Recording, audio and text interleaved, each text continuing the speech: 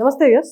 Sports injuries. Sports అంటేనే injuries తప్పదు అనుకుంటారు చాలా మంది. అది నిజమే. స్పోర్ట్స్ ఇంజురీస్‌ని అవ్వకుండా మనం ఎలాంటి జాగ్రత్తలు తీసుకోవాలి? ఒకవేళ స్పోర్ట్స్ ఇంజురీస్ అయితే ఎలాంటి ట్రీట్‌మెంట్ అనేది తీసుకొని త్వరగా రికవర్ అవ్వాలి? ఇవన్నీ మనం మాట్లాడదాము. వాటికి మనతో ఉన్నారు ఇవాళ డాక్టర్ రవితేజ గారు. MJ Naidu hospitals Vijayawada.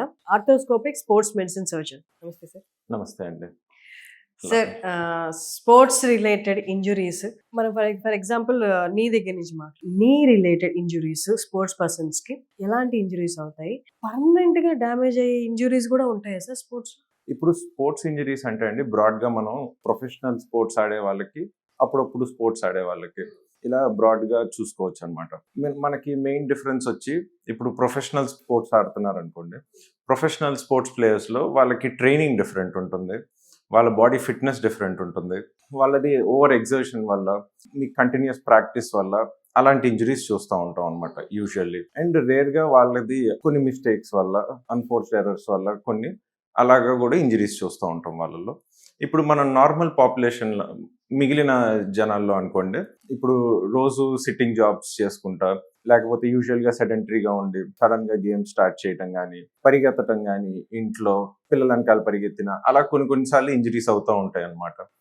So ఇవి బ్రాడ్గా మనం క్లాసిఫై, వీళ్ళకి డిఫరెంట్ ఉంటుంది. ప్రొఫెషనల్ స్పోర్ట్స్ ప్లేయర్స్ అనుకోండి ఎంటైర్లీ డిఫరెంట్ అప్రోచ్ ఉంటుంది, క్యాజువల్ గా స్పోర్ట్స్ ఆడే వాళ్ళకి డిఫరెంట్ అప్రోచ్ ఉంటుంది. అంటే ఏంటి అంటే ఇద్దరికి దెబ్బ ఒకటే కదా. ఇప్పుడు ఏసీఎల్ తీసుకున్నాం అనుకోండి, నీకి అవునండి. ఇద్దరికి డ్యామేజ్ ఒకలాగే ఉంటది, ఇంజరీ ఒకలాగే ఉంటది. వాళ్ళకి ట్రీట్మెంట్ వేరు, వీళ్ళకి ట్రీట్మెంట్ వేరు ఉంటుందా? ప్రొఫెషనల్ స్పోర్ట్స్ ప్లేయర్స్ లో అనుకోండి, వాళ్ళు వెంటనే they have to get back to the game. So వాళ్ళకి కొద్దిగా యాక్సలరేటెడ్ ప్రోటోకాల్స్ అలా ఇస్తాం అనమాట. ఇప్పుడు మనం క్యాజువల్ స్పోర్ట్స్ సర్జరీ తర్వాత బేసికలీ ఏసీఎల్ అనేది యూజువల్లీ అది మనకి లిగమెంట్ స్టెబిలిటీ. ఇప్పుడు మనం మోకాల్లో ఏసీఎల్ పీసీఎల్ లిగమెంట్స్ ఉంటాయి అనమాట మోకాళ్ళ చుట్టూ. వాటి పని ఏంటంటే మన జాయింట్ అదే ఒక డైరెక్షన్ లోనే కదలాలి. సో ఆ డైరెక్షన్ లోనే మిగిలిన డైరెక్షన్లన్నీ బ్లాక్ చేయడానికి ఆ లిగమెంట్స్ పనిచేస్తాయి అనమాట. సో ఇప్పుడు లిగమెంట్స్ ఎలా అంటే మనం తాడులాగా, సో ఇప్పుడు మనం ఒక తాడు కట్టామనుకోండి కదలకుండా, సో మిగిలిన ఇంకొక సైడ్ ఏటైతే ఫ్రీగా ఉందో అటే మూవ్మెంట్ అవుతుంది అనమాట. సో ఇప్పుడు ఎప్పుడైనా లిగమెంట్ టేర్ అయిందని అంటే మనకి కొన్ని ఇంపార్టెంట్ లిగమెంట్స్ ఉంటాయి, అంత కొద్దిగా పర్లేదు అనే కొద్దిగా పర్లేదు అంటే వేరే మజిల్స్ కానీ వేరే లిగమెంట్స్ కానీ దాని పని చేయగలరు, రీప్లేస్ అది అంత ఇంపార్టెంట్ కాదు అన్న లిగమెంట్స్ ఉంటాయి అనమాట. ఇప్పుడు మన నీలో లిగమెంట్స్ అన్నది చాలా ఇంపార్టెంట్ రోల్ ప్లే చేస్తాయండి. సో యూజువల్లీ అదేంటంటే మనకి మూవ్మెంట్ ఎక్స్ట్రా మూవ్మెంట్ అవ్వకుండా లిగమెంట్స్ ఆపుతాయి అనమాట. సో ఇప్పుడు ఏదైనా లిగమెంట్ టేర్ అయింది అనుకోండి, తనకి పర్సే పెయిన్ ఉండదు. నేను ఇప్పుడు బాగానే నడుస్తున్నాను, బాగానే పనులు చేసుకుంటున్నాను అనుకుంటారు. కానీ ఏంటంటే దానివల్ల ఎప్పుడైనా పరిగెత్తినప్పుడు లేకపోతే మెట్లు దిగేటప్పుడు మెయిన్గా ఇబ్బంది వచ్చింది ఏసీఎల్ టేర్ ఉన్నప్పుడు.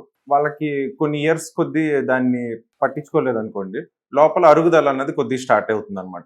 ఎందుకంటే ఏసీఎల్ టేర్ అన్నారు కదా, అంటే ఒకసారి టేర్ అయిన తర్వాత వాళ్ళు నార్మల్ ఏసీఎల్ అన్నది నార్మల్ గా నడవగలుగుతారు.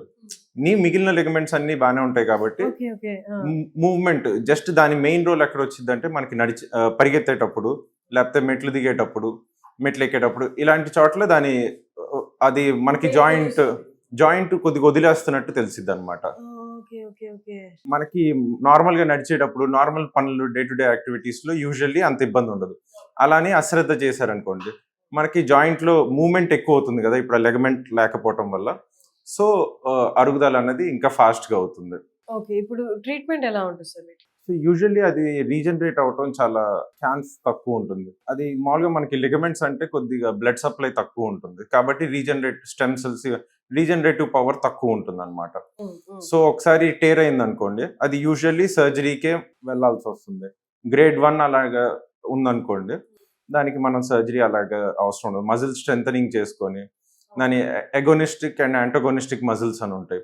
సో ఇప్పుడు ఏసీఎల్ ఎగోనిస్టిక్ మజిల్స్ అంటే ఏసీఎల్ కి హెల్ప్ చేసే మజిల్స్ ఉంటాయి, వాటిని మనం బిల్డ్ చేస్తాం. సో అలా ట్రైనింగ్ అన్ని ఉంటుంది అనమాట.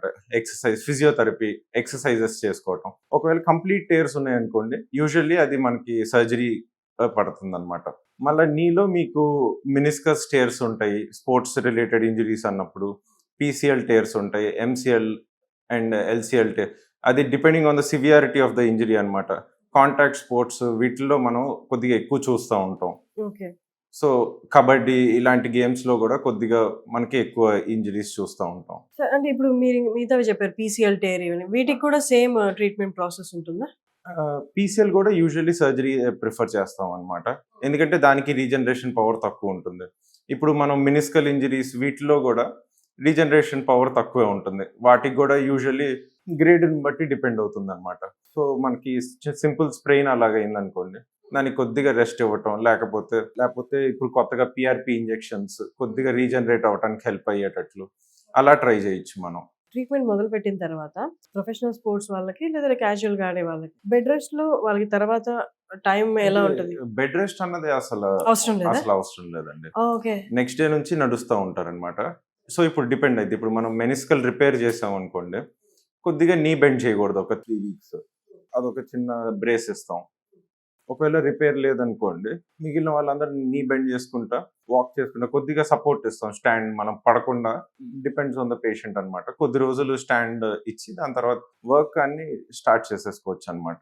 స్పోర్ట్స్ పర్సన్స్‌లో మెయిన్‌గా క్రికెటర్స్ అండ్ ఫుట్బాల్ వీళ్ళు చెప్పారు. వీళ్ళకి ఎక్కువ మనకి నీ రిలేటెడ్, యాంకిల్ రిలేటెడ్ ప్రాబ్లమ్స్ వస్తూ ఉంటాయి. వీళ్ళలో యాంకిల్ రిలేటెడ్ ప్రాబ్లమ్స్ అంటే ఏమొస్తాయి? అంటే యాంకిల్ ప్రాబ్లమ్స్ అంటే మనకి సింపుల్ యాంకిల్ స్ప్రెయిన్ నుంచి ఫ్రాక్చర్ డిస్లొకేషన్ దాకా బ్రాడ్ స్పెక్ట్రమ్ అండి.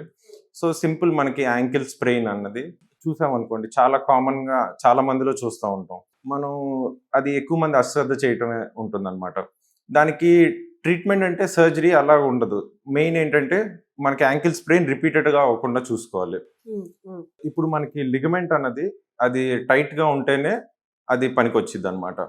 సో మనకి రిపీటెడ్ యాంకిల్ స్ప్రెయిన్స్ అవుతున్నాయి, లిగమెంట్ లూజ్ అయింది అనుకోండి, అది ఏటీఎఫ్ఎల్ అంటాం. సో ఆ లిగమెంట్ మనకి లూజ్ అయింది అనుకోండి, దాని ఎఫెక్ట్ తగ్గిద్ది అనమాట. సో అది మనం ప్రివెంట్ చేయాలి. సో దానికి ఎలా అంటే కొద్దిగా స్ట్రెంథనింగ్ ఎక్సర్సైజెస్ ఉంటాయి. యాంకిల్ స్ప్రెయిన్ కూడా మనకి ప్రొప్రియోసెప్టివ్ ఎక్సర్సైజెస్ ఉంటాయి. బ్యాలెన్స్ అన్నది ఇప్పుడు అన్నిసార్లు స్ప్రెయిన్ అవుతుందంటే ఎందుకు అవుతుంది అన్నది చూసుకోవాలన్నమాట. సో బ్యాలెన్స్ ట్రైనింగ్ ఎక్సర్సైజెస్ ఉంటాయి. దాని తర్వాత మనం యూజువల్లీ ఎందుకో ఆడుతున్నాం గేమ్స్, కింద బాల్ ఉంటుంది, టెన్నిస్ ఆడుతున్నాం, టెన్నిస్ బాల్ మీద కాలు పెడుతుంది, స్ప్రెయిన్ అవటం, లేకపోతే మనం చూసుకోకపోవటం వల్ల యూజువల్లీ ఎక్కడ స్టెప్ చేస్తున్నాం అనేది దానివల్ల స్ప్రెయిన్ అవుతుంది. అది కొద్దిగా కాషియస్గా ఉంటాం. అలా ఉంటుంది ట్రీట్మెంట్ యాంకిల్ స్ప్రెయిన్కి. ఓకే. దాని తర్వాత ఇంకా డిపెండ్స్ అనమాట, మిగిలిన లిగమెంట్స్ కానీ అప్పుడప్పుడు కాంట్రల్ డిఫెక్ట్స్ చూస్తూ ఉంటాం. అలాగా ఈచ్ కండిషన్కి ట్రీట్మెంట్ మారుతూ ఉంటుంది. సో యూజువల్లీ ఒకసారి డాక్టర్ దగ్గరికి వచ్చి కన్సల్ట్ చేశారనుకోండి, అప్పుడు మనం ఎలా ప్రొసీడ్ అవ్వాలన్నది చెప్తాం. అండ్ షోల్డర్ రిలేటెడ్ క్రికెటర్స్‌కి బాగా ఎక్కువ వస్తుంది. అవునండి.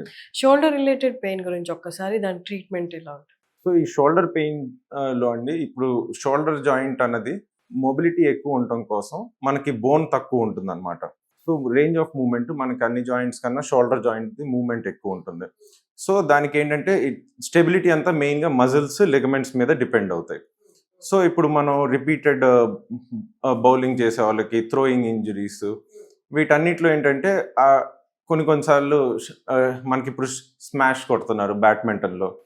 ఇప్పుడు ఒక స్మాష్ మంచి కొట్టాలంటే దానికి కోర్టులోకి వెళ్ళిన తర్వాత అందరికీ బాగా ఆడాలనిపించింది. బట్ దానికి కావాల్సిన ఎఫర్ట్ పెట్టడం అనేది మనం ఇప్పుడు నాకు స్మాష్లో స్పీడ్ పెరగాలనుకోండి, ఫస్ట్ ట్రైనింగ్ బెటర్ అవ్వాలి, సెకండ్ జిమ్కి వెళ్ళాలి, నేను కొద్ది మజిల్ స్ట్రెంథనింగ్ చేయాలి, అప్పుడే I will be able to hit it harder అనమాట. సో అలా ఇదంతా ప్రాసెస్ ఉంటుంది. మనకి ట్రైనింగ్ అనేది వెరీ వెరీ ఇంపార్టెంట్. కరెక్ట్ పొజిషన్లో కొట్టడం ఇలాంటివన్నీ చూసుకుంటూ ఉండాలన్నమాట. సో ఈ షోల్డర్ ఇంజరీస్ అన్నది యూజువల్లీ ఆ లిగమెంట్స్ కానీ రొటేటర్ కఫ్ అంటాం, ఆ మజిల్స్, సో వీటిల్లో టేర్స్ ఇలాంటివి యూజువల్లీ ఉంటాయి అనమాట. లేకపోతే షోల్డర్ డిస్లొకేషన్స్ అవుతూ ఉంటాయి.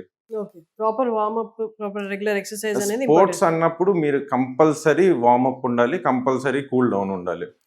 మనకి మజిల్స్ అన్ని యాక్టివేట్ అయిన తర్వాత అవి దాని పని బాగా చేయగలుగుతాయి కాబట్టి అప్పుడు ఇంజరీస్ తక్కువ అవుతాయి. మళ్ళీ ఇంజరీస్ తక్కువ అవ్వాలంటే మెయిన్ ట్రైనింగ్ కూడా న్యూరోమస్కులర్ ట్రైనింగ్ ఉంటుంది. ఇప్పుడు అన్ని కొత్తవి.